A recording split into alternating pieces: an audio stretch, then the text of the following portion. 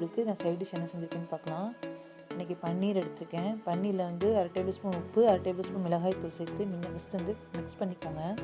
எல்லா பன்னீர்லையும் படுற மாதிரி மிக்ஸ் பண்ணிவிட்டு ஒரு பேனில் எண்ணெய் வந்து ஒரு 4 டேபிள் ஸ்பூன் எண்ணெய் விட்டு எல்லா பன்னீரையும் இப்போ வந்து நம்ம என்ன பொன்னிறமாக வறுத்து எடுத்துக்கலாம். திருப்பி விடுங்க. அதே மாதிரி எடுத்து நான் பொரிச்சு எடுத்ததுக்கப்புறம் அதே பேனில் 2 டேபிள் ஸ்பூன் எண்ணெய் விட்டு எண்ணெய் நல்லா காஞ்சதுக்கப்புறம் 3 ஏலக்காய், 3 கிராம்பு, 2 துண்டு பட்டை, ஒரு ஸ்டார் அனஸ், பிரிஞ்சி இலை சேர்த்து இப்போ வந்து பொடிசாக கட் பண்ண வச்ச வெங்காயம் சேர்த்துக்கிறேன். இது வதங்கிறதுக்கு தேவையான அளவு உப்பு சேர்த்து இதையும் நல்லா வந்து பொன்னிறமாக வதக்கிக்கணும். இஞ்சி பூண்டு பேஸ்ட்டு 1 ஸ்பூன் சேர்த்து இதையும் நல்லா பச்சை வாசனை போகிற அளவுக்கு நல்லா வதக்கிக்கணும். இப்போ நான் ஒரு மிக்சியில் வந்து ஒரு 4 சில்லு தேங்காய் எடுத்து கட் பண்ணி சேர்த்துக்கிறேன். ஒரு 1/2 டீஸ்பூன் சோம்பு, என்கிட்ட வந்து முந்திரி இல்லை, நான் பொட்டுக்கல்ல வந்து ஒரு டேபிள் ஸ்பூன் சேர்த்துக்கிறேன். நீங்கள் முந்திரி இருந்தால் சேர்த்துக்கோங்க. இப்போ நான் இது எல்லாத்தையும் நான் அரைச்சி எடுத்துக்கிறேன் நல்லா ஃபைன் பேஸ்ட்டாக. இது ஒரு பக்கம் இருக்கட்டும். இப்போ நம்ம வந்து இஞ்சி பூண்டு வதங்கினதுக்கப்புறம் வேக வச்ச பட்டாணி வந்து ஒரு 1/2 கப் சேர்த்துக்கிறேன். இதையும் நல்லா இதோட நல்லா மிக்ஸ் பண்ணிக்கோங்க. இப்போ கட் பண்ணி வச்ச 2 தக்காளி பழம், இதையும் நல்லா நீட்ட வாக்கில் கட் பண்ணி சேர்த்துக்கிறேன். இதையும் நல்லா அந்த மசாலாவோட கலந்துக்கோங்க. இப்போ வந்து ஒரு டேபிள் ஸ்பூன் மிளகாய் தூள், 1/4 டீஸ்பூன் மஞ்சள் தூள், 1/2 டேபிள் ஸ்பூன் சிக்கன் மசாலா சேர்த்து இதையும் நல்லா ஸ்ப்ரெட் பண்ணிக்கோங்க. இப்போ வந்து மல்லித்தூள் 1/2 டேபிள் ஸ்பூன் சேர்த்துக்கிறேன். இதையும் நல்லா அந்த மசாலாவை ஸ்ப்ரெட் பண்ணி பச்சை வாசனை போகிற அளவுக்கு வதக்கிக்கணும்.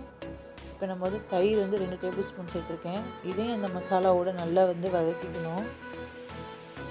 நல்லா பச்சை வாசனை போகிற அளவுக்கு வதங்கினதுக்கப்புறம் இப்போ இதில் வந்து நம்ம இன்னொரு காய் சேர்க்க போகிறோம்.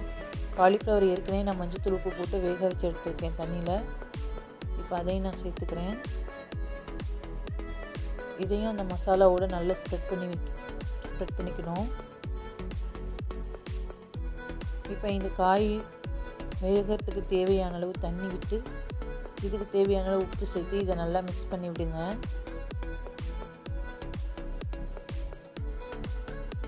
இப்போ நான் ஒரு மூடி போட்டு மூடி வச்சுக்கிறேன். ஒரு 5 மினிட்ஸ்க்கு அப்புறம் பாருங்கள், கிளறி விடுறேன். இப்போ காய் நல்லா வெந்திருக்கு. ஏன்னா ஏற்கனவே நம்ம சுடு தண்ணியில் போட்டு ஒரு 5 மினிட்ஸ் எடுத்துட்டோம் இல்லைங்களா. இப்போ நான் வந்து அரைச்சி வச்ச தேங்காய் விழுதுகளை சேர்த்துக்கிறேன்.